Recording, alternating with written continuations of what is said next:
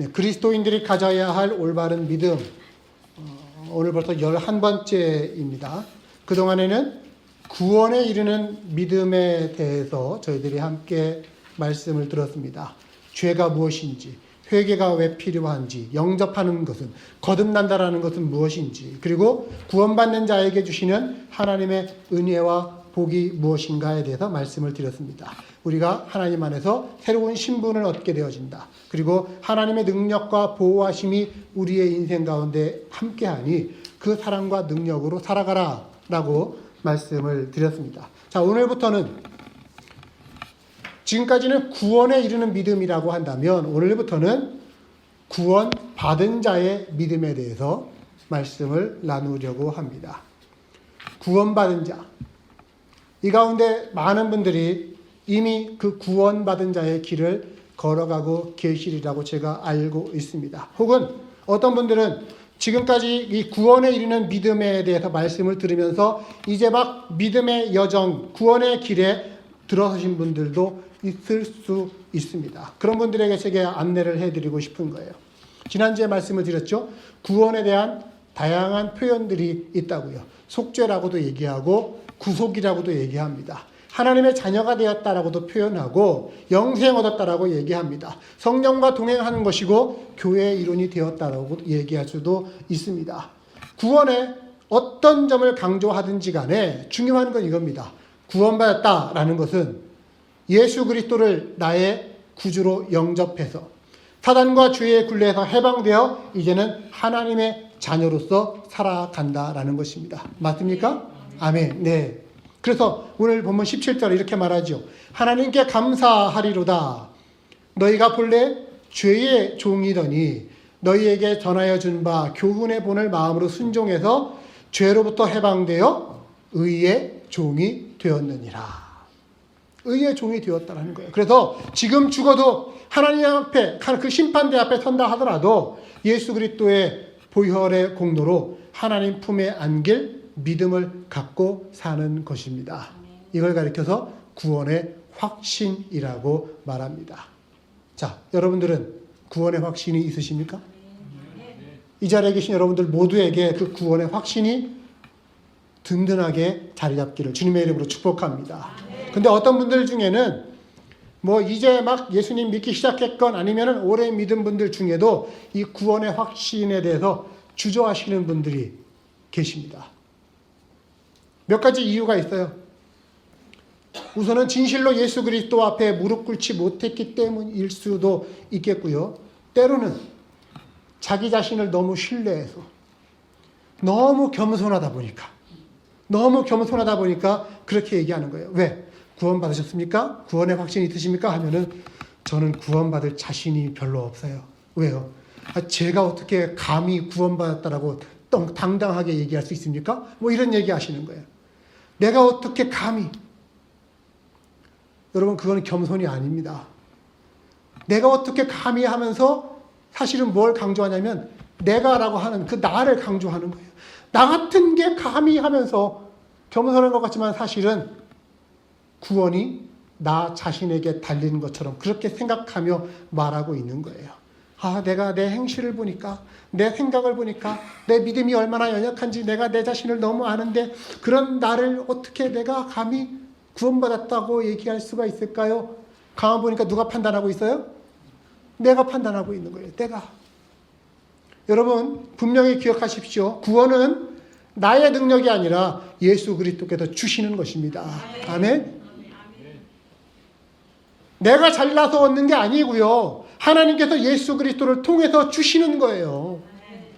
만일 예수 그리스도가 하나님의 아들이심을 알고 믿는다면 오직 그에 대한 믿음으로 인해서 하나님께서, 우리 주님께서 나를 구원해 주실 수 있는 줄로 내가 믿습니다. 이 고백을 왜 못하는 거지? 그 믿음만 있으면 되는 거예요. 그런데 자기 자신을 자기가 판단하고 하다 보니까 나 같은 게 감히. 세상에서는 이런 얘기를 쥐뿔도 없이 교만하다고 얘기합니다.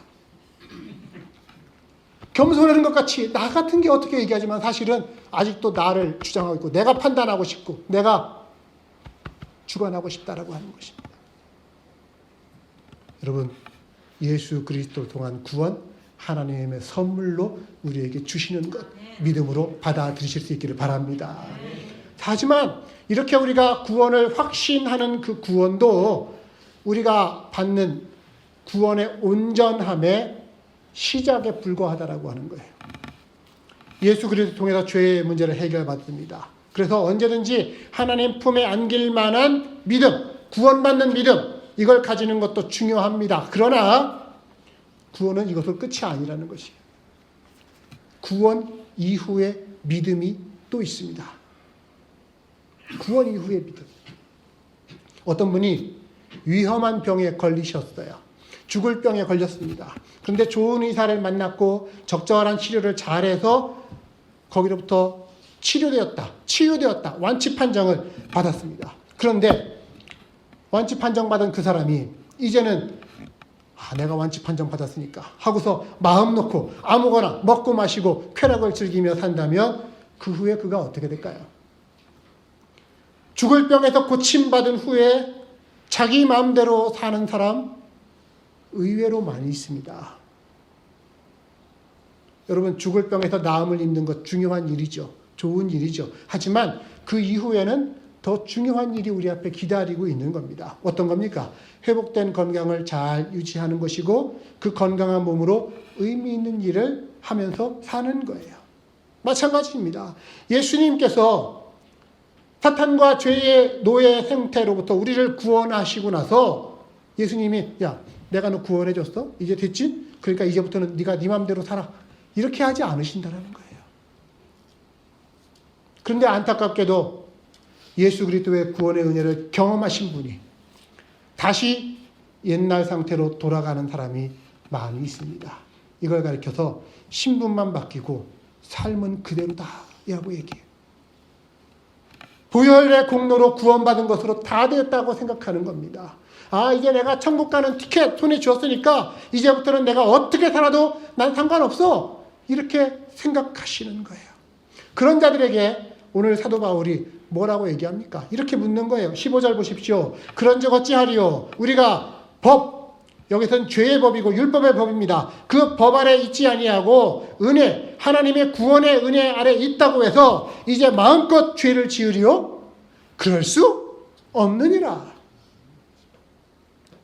물론 예수 그리스도의 보혈은 우리가 과거에 이전에 지은 죄뿐만 아니라 우리가 앞으로 미래에 지을 죄까지도 효력을 미칠 수 있는 것입니다. 하지만 그 예수님의 보혈을 믿는다라고 하는 게 자기가 앞으로 지을 죄에 대해서 보험 들어놓은 거라고 생각하고서 마음껏 사신다면 그건 큰 착각하시는 겁니다. 참된 그리스도인이라면 어떻게 살아야 됩니까? 하나님의 사랑을 이미 받았기에 그러나 그럼에도 불구하고 여전히 내 안에 꿈틀거리는 그 죄의 본성 이것들을 절감하면서 하나님 나를 다스려 주세요.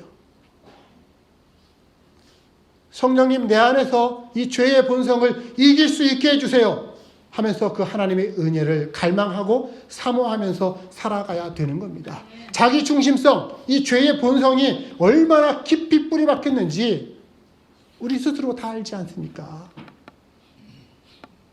지금 우리를 구원받은 하나님의 자녀로 하나님 앞에 서게 하신 그 은혜 여기에서 끝나면 안 돼요. 거기서 시작하고 출발하면 앞으로는 언젠가 우리가 하나님 앞에 서게 되는 그날까지 심판받게 되는 그날까지 그때 가서 부끄럽지만 그러나 또한 당당하고 떳떳하게 하나님 앞에 설 수 있도록 자기 자신을 훈련하며 신앙의 여정을 계속해 나아가야 하는 것입니다. 그런 여러분들, 그런 우리들이 될 수 있기를 바랍니다. 구원의 천문 들어갔다고 해서 거기서 끝나고 그 보험증서 들고서 좋아라 하는 것이 아니라 내게 주어진 그 구원의 여정, 신앙의 여정을 쉽게 걸어가는 우리 모두가 되기를 주님의 이름으로 축복합니다. 자, 그런 점에서 구원에는 몇 가지의 단계가 있다고 얘기할 수가 있어요. 우선은 구원 이전의 단계입니다. 자, 오늘 본문 20절 보십시오. 너희가 죄의 종이 되었을 때에는 의에 대하여 자유로웠느니라. 하나님의 의에 대해서 몰랐다는 거예요. 그래서 예수님이 누구야? 예수님이 누구신데? 하면서 예수님을 부인했다라는 겁니다. 그때 너희가 무슨 열매를 맺었느냐? 이제는 너희가 그 일을 부끄러워하느니 이는 그 마지막이 사망입니다. 하나님의 의에 대해서 모르고 죄의 종이 되었을 때에는 그 마지막은 사망입니다. 뻔한 거예요. 그냥 두면 마지막에 죽을 수밖에 없는 상황이었는데 22절 그러나 이제는 너희가 죄로부터 해방되고 하나님께 종이 되어 거룩함에 이르는 열매를 맺었으니 그 마지막은 영생이니라. 한번 우리 22절 같이 해볼까요? 시작. 그러나 이제는 너희가 죄로부터 해방되고 하나님께 종이 되어 거룩함에 이르는 열매를 맺었으니 그 마지막은 영생이라. 아멘. 이전에는 예수님 누구야? 하면서 부정하고 부인했었습니다. 그런데 죄의 종으로부터 자유함을 얻었어요. 그리고 하나님의 종이 되었어요. 그때 고백은 뭡니까? 예수님이 누구야?가 아니라 예수님은 나의 구세주이십니다. 고백하게 되어지는 것입니다. 그리고 난 후에 하나님의 종이 됐어요. 그리고 나서 이때부터 거룩함에 이르는 열매를 맺으면서 살아가야 할 길이 우리 앞에 놓여져 있는 겁니다. 거룩함에 이르는 열매. 그래서 구원자 예수 그리스도에서만 그치는 것이 아니라 예수는 나의 주인이시고 나의 주님이십니다. 이 고백을 날마다 하고 이 고백에 걸맞게 살아가는 거예요. 십자가를 통해서 우리를 구원하신 그 예수님이 나를 당신의 것으로 예수님의 소유로 삼으시고 그 구원을 발전해 가기를 원하시는 겁니다. 그래서 더 나아가면 어디로 나아갑니까? 거룩함에 이르는 열매를 맺는 거예요. 그리고 그 단계를 지나가서 내일의 영원한 구원, 영생의 단계로 우리는 결국 들어가게 될 것입니다. 자, 구원의 단계가 뭐예요? 그러니까 처음에는 구원 이전이었지만 그러나 죄의 종이었다가 나중에 어떻게 됐습니까? 죄로부터 해방되어져서 하나님께 종이 되어 거룩함에 이르는 열매를 맺고 그 마지막은 영생으로 걸어가는 것이에요. 자, 예수의 공로 힘입어서 죄에서 해방되는 것 구원의 시작일 뿐입니다. 이제 구원의 문을 막 들어선 거예요. 물론 시작이 중요하죠. 세상에는 시작이 반이다라고도 얘기합니다. 그래요. 절반 온 거라고 생각하세요. 그러나 그거로 다는 아닙니다. 구원 이후의 삶이 있습니다. 하나님의 종이 되어서 거룩함에 이르는 열매를 맺기 위해 그리고 결국은 그 마지막에 영생에 이르는 길, 이것이 저와 여러분 우리 구원받은 자 앞에 놓여진 영적 여행의 길임을 같이 기억할 수 있기를 바랍니다. 저는 우리들 모두가 한 분도 빠짐없이 이 거룩함에 이르는 열매를 맺고 결국은 영생에 이르는 하나님 백성 되기를 주님의 이름으로 축복합니다. 자, 그런데 이 영적 여행에는요 꼭 가지고 가야 될 게 있어요. 필요한 게 있어요. 왜 우리가 여행을 떠날 때 여러분들 혹시 그러십니까? 여행 리스트를 작성하시나요? 네. 저 같은 경우에는 이 출장 갈 때 이럴 때 하도 이렇게 빼먹는 일이 많아서 메모를 해놨어요. 여행 갈 때에는 뭘 가져가야 한다. 뭐 속옷부터 해서 뭐해서 세면도 뭐가 필요한 이런 것들 항상 리스트를 확인하면서 짐을 패킹을 합니다. 그런 것처럼 우리의 신앙 여정도 이 영적 여행도 이것이 잘 진행되려면 꼭 필요한 것들, 잃어버려서는 안 되는 것들이 있습니다. 그걸 잘 붙들고 가야만 거룩함에 이르는 열매도 맺고 결국 영생에 이르게 될 줄 믿습니다. 자, 첫 번째 필요한 게 뭐냐면 성경입니다. 성경. 하나님의 말씀. 우리가 신앙생활을 한다라고 하는 건요. 깜깜한 전기 하나도 없는 불빛 하나도 없는 그 밤중에 손 더듬더듬 거리면서 여기가 어디지 하고 이렇게 가는 게 아니에요. 신앙의 길은 우리한테 이미 주어지고 알려져 있는 길이 있습니다. 하나님의 뜻이 있습니다. 하나님이 이렇게 가라고 우리한테 제시해 준 길이 있어요. 그 가운데는 하나님에 대해서 알 수 있게 해주고 또 나 자신에 대해서 알고 깨닫게 해주고 그리고 세상과 세상 속의 삶에 대해서 하나님이 어떤 생각과 계획을 갖고 계신지를 알 수 있는 길이 있습니다. 어디에? 성경에. 그 성경에는 우리 신앙생활에 가장 필요한 최고급 정보가 이 안에 텍스트로 담겨져 있는 겁니다. 그래서 우리가 우리 인생을 제멋대로 살지 않는 거예요. 내 마음대로 사는 게 아니고요. 내 인생의 주인이신 하나님을 따라서 인생길을 걸어가려면 하나님이 우리한테 제시해 주신 이 지도 혹은 내비게이션, 요즘은 내비게이션이라고 그러잖아요. 네. 어떤 분이 그러시더라고요. 내비게이션에 나오는 사람 목소리만 잘 따라가도 목적지에 갈 수 있다. 그 말 잘못 들으면 안 되는 거예요. 마찬가지입니다. 우리에게 지도로 주신, 내비게이션으로 주신 이 성경을 알고 그걸 따라가야 되는 거예요. 디모데후서 3장 16절로 우리에게 이렇게 말합니다. 모든 성경은 하나님의 감동으로 된 것이라 교훈과 책망과 바르게 함과 의로 교육하기에 유익하니 이는 그 성경을 통해 우리를 하나님의 사람으로 온전하게 하고 모든 선한 일을 행할 능력을 갖추게 하려 함이라. 성경 읽어야 되는 거예요. 우리가 요즘 1년 성경 통독 가운데 레위기를 시작을 했어요. 여러분, 레위기는 성경 1년 통독 그 스케줄대로 하다 보면은 첫 번째 관문입니다. 아주 어렵고 따분하고 재미없어서 거기서 멈추시는 분들이 의외로 많이 있습니다. 만약에 성경 전체를 통독한 적이 없으시거나 이제 막 읽기 시작하시는 분들이라면 저희 스케줄대로 안 따라가도 되고요. 신약 성경부터 시작하십시오. 복음서, 4개의 복음서, 거기에는 예수님의 생애와 가르치심이 있습니다. 예수님이 왜 죽으셨고 부활하셔서 그것이 우리에게 어떤 의미와 어떤 역사를 끼치는지를 가르쳐주고 있습니다. 그것부터 읽어가시면 좋을 거예요. 그리고 그 신약 성경의 그 복음서를 제외한 그 나머지 부분들, 예수님을 가장 가까이에서 경험했던 그 첫 번째 그리스도인들이 어떻게 예수님을 하나님으로 알고 믿고 따라왔는지, 하나님의 다스리심을 어떻게 경험했는지를 기록한 책이기에 그걸 읽으시면 훨씬 더 이해가 더 빠를 겁니다. 거기에 있는 편지들을 통해서 실제 우리의 삶의 현장에서 예수님을 경험한 이야기를 전달해 주는 것도 배우십시오. 그럼 구약은 그 이후에 읽어도 되는 거예요. 구약 성경은 뭐냐면 사실은 예수님이 왜 이 땅에 오셔야만 했는가에 대한 거꾸로 그것을 증명해 주는 이야기가 구약 성경부터 쭈루룩 내려옵니다. 신약 성경은 채 50년이 되지 않는 그런 기간의 역사를 다루고 있지만 구약 성경은 수천 년, 아니 그 이상의 역사를 우리에게 가르쳐주고 있습니다.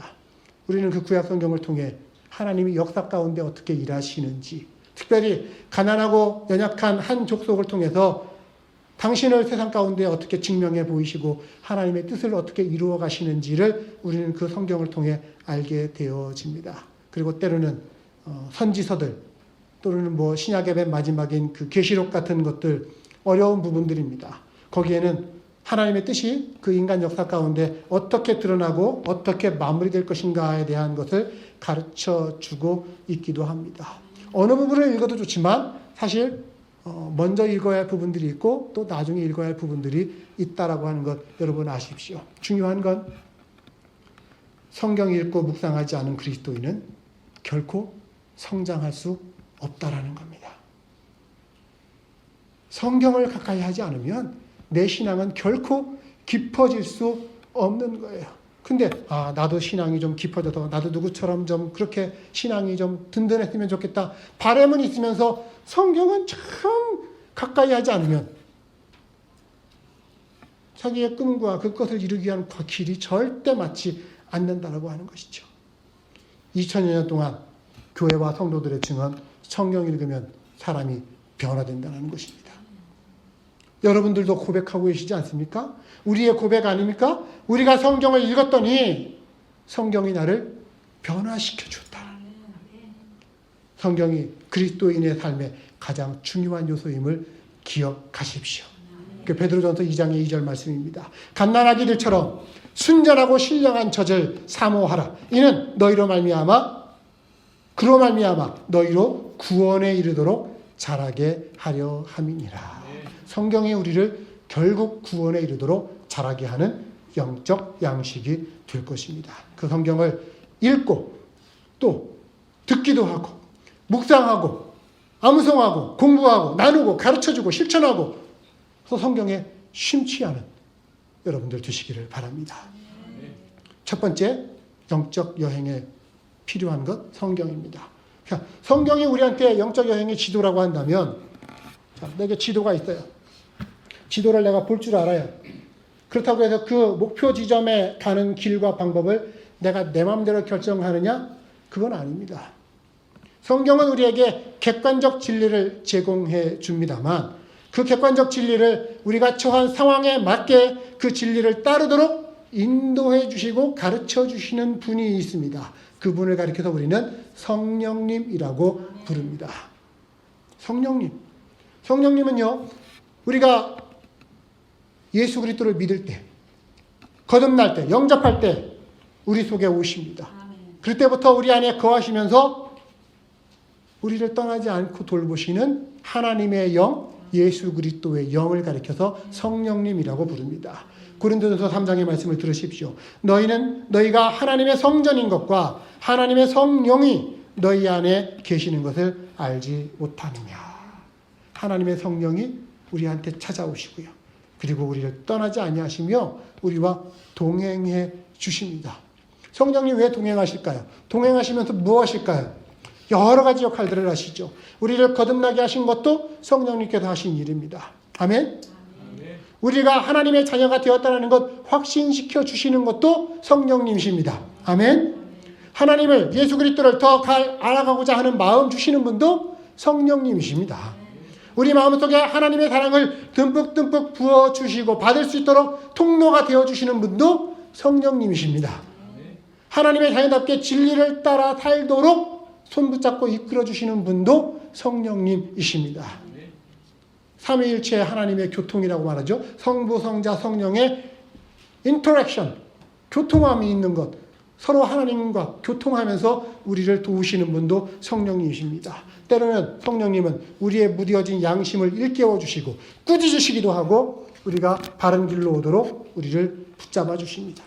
하나님을 우리가 지금 예배하고 있는데 하나님 예배할 때 하나님의 사랑을 더 잘 이해할 수 있게 하고 감격할 수 있도록 우리 마음에 감동 주시는 분도 성령님이십니다. 여전히 우리 안에 남아있는 그 죄의 본성, 육체의 욕심을 넘어서고 이길 수 있도록 인도해 주시는 분 역시 누구세요? 성령님이신 거예요. 그래서 우리는 성령님을 통해 우리의 성품이 변화될 수 있음을 기대하고 믿어야 하는 겁니다. 여러분 지금 이 시간에도 하나님의 성령은 거듭난 하나님의 백성들 가운데 역사하고 계심을 기억하십시오. 그래서 성령님을 우리는 인도자라고 부릅니다. 인도자. 로마서 8장 26절입니다. 이와 같이 성령이 우리의 연약함을 도우신다.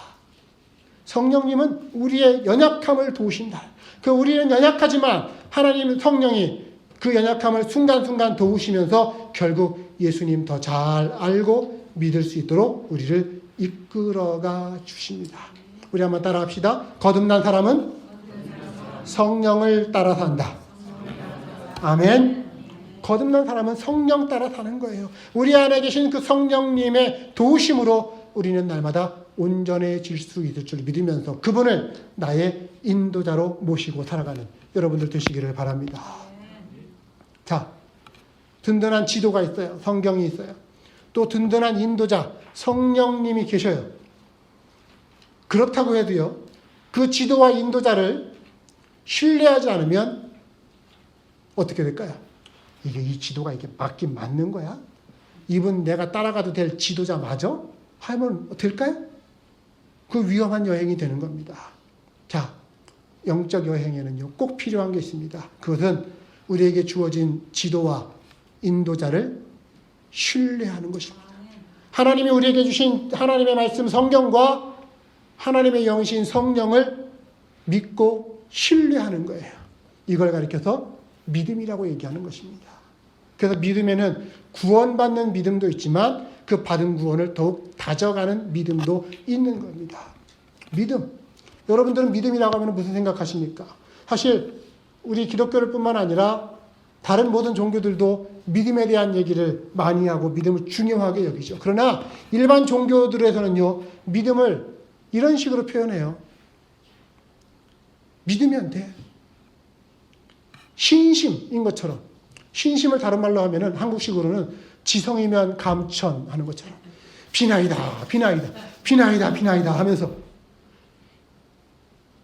이런 마음가짐이면 된다라고 생각하는, 그게 믿음이라고 생각하시는 분들이 있습니다. 심지어 우리 그리스도인들조차도 믿음을 하나님이 내가 바라고 내가 요구하는 것을 내가 간절히 바라고 간절히 믿으면 하나님은 주실 거야 하면서 그 간절함을 믿음이라고 생각하시는 분들이 계십니다. 그래서 간절히 바라면 이루어진다. 믿음이 좋다라고 하는 것을 종교생활, 신앙생활 그냥 열심히 하면서 자기가 소원하는 바를 하나님이 이루실 줄 믿고 흔들리지 않고 그냥 끝까지 그거 되기를 기다리는 자세를 믿음이라고 생각하시는 분들 계셔요.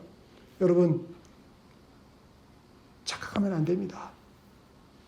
성경이 우리한테 말하는, 하나님이 우리한테 기대하시는 믿음은요, 내가 믿고 싶은 거, 내가 바라고 소망하는 것을 이루어 주실 하나님을 믿는 게 믿음이 아니에요. 진짜 믿음은 뭡니까? 지도라고 부를 수 있는 성경에 나타난 하나님의 하나님 되심을 믿는 겁니다. 하나님의 성품이 어떤 분이신지, 하나님이 우리를 통해서 어떤 일들을 하셨는지, 하나님이 앞으로 이루시겠다고 하신 일들, 성경 말씀을 믿는 게 믿음이지, 내가 믿으면 될 거야 하고서 그 믿음 붙잡고 있는 게, 이게 믿음이 아닌 겁니다. 내가 믿고 싶은 걸 믿는 거예요, 그건. 다시 한번 말할까요? 믿음이라는 건 하나님에 대한 나의 전 인격적인 반응인 겁니다. 하나님이 어떤 일을 지금까지 하셨는지, 나를 위해서 예수 그리스도를 통해 하신 일이 무엇인지, 그분의 죄사함과 그 자녀 삼아주심이 무엇인지, 이걸 믿는 거예요. 성령님이 나와 함께 하셔서 나를 이끌어가고 계심을 믿는 거예요. 하나님이 지금도 세상 가운데서 하나님의 일을 하고 계시고 그 백성들을 통해서 일하고 계심을 믿는 거예요. 그리고 언젠가는 마지막 날에 만물을 회복시키실 것도 믿는 거예요. 왜? 약속의 말씀이니까. 우리는 그 믿음 갖고서 신앙생활하는 거지, 내 바람, 내 소망 갖고 믿는 거 아닙니다. 그렇게 하나님에 대한 신뢰를 갖고 믿어갈 때에 그 믿음으로 말미암아 하나님이 주시는 복이 나와 나의 가정과 우리 공동체로 흘러 들어오게 되는 것을 우리는 경험할 수가 있습니다. 믿음이 하나님을 기쁘시게 하기 때문이에요. 히브리서 11장은 이렇게 말합니다. 믿음이 없이는 하나님을 기쁘시게 하지 못하나니 하나님께 나아가는 자는 반드시 그가 계신 것과 또한 그가 자기를 찾는 자들에게 상 주시는 힘을 믿어야 할지니라. 믿음, 하나님의 말씀을 믿는 믿음으로 신앙생활 하시기를 바랍니다. 자, 마지막 영적 여행에 필요한 것이 있습니다. 우리가 여행을 할 때 어떤 분은 혼자 여행하는 걸 좋아하시고요. 또 어떤 분은 같이 여행하는 걸 좋아하십니다. 물론 혼자 여행하는 것도 때로는 좋아요. 그러나 여행의 길동무, 동반자가 있다라고 하는 것은 그 동반자를 통해서 새로운 정보들을 얻고 여행이 더욱 풍성해질 수 있는 방법이 되어집니다. 우리는 하나님 앞에 설 때에 단독자로 서야 할 시간들이 있습니다. 언제입니까? 우리 각자가 구원 얻을 때. 그때는 다른 사람 다 필요 없어요. 여러분, 나의 구원은 나의 부모가 나를 위해서 기도해 준다고 되는 게 아니에요. 나의 구원은 내가 단독자로 하나님 앞에 서야만 준비되는 것입니다. 홀로 경험해야 되는 시간들이 있습니다. 그러나 그렇게 단독자로 하나님 앞에 서서 결국은 하나님께 돌아와 보니까 하나님께 나 말고도 이미 돌아온 많은 사람들이, 나와 똑같은 믿음의 경험을 한 많은 사람들이 이미 있다는 것을 우리는 알게 됩니다. 하나님만 똑바로 보고 썼더니 그 다음에 구원받고 딱 돌이켜보니까 이렇게 많은 분들이 사실은 나와 똑같은 길을 걸어가고 계시다라고 하는 거예요. 그 사람들을 하나님을 아버지로 모신 사람들, 그래서 하나님의 가족이라고 우리는 부릅니다. 우리는 구원받은 이후부터 그 하나님의 가족 공동체 안에 들어온 존재가 되어집니다. 여행에 동반자가 있으면 무엇이 좋죠? 정보가, 가르침이 들어옵니다. 특별히 어떤 여행, 관광을 갈 때 나보다 먼저 그 길을 간 사람들, 갔다 온 사람들, 나보다 거기에 대해서 지식이 많은 사람들에 대해서 같이 가면 그분들을 통해서 거기에 대한 더 많은 정보들을 얻게 되어져요. 그러면 눈이 더 훨씬 열리는 겁니다.